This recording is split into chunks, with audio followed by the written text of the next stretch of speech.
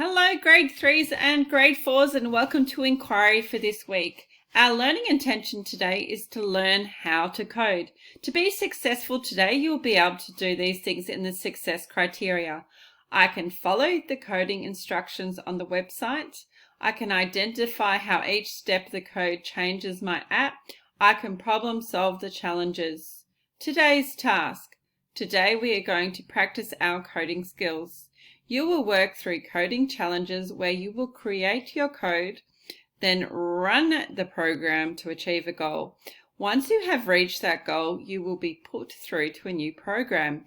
Are you ready for some Minecraft today? Ready, set, code. Click on the link below and head to minecraftoncode.org. 2. Watch the instructional video. 3. Once the video finishes, click on the grey X to close the screen. 4. Follow the instructions given. 5. Work through the challenges. 6. Click back at the videos at any time for tips and advice if you get stuck. 7. Have fun. Good luck, boys and girls, making your own version of Minecraft. Bye.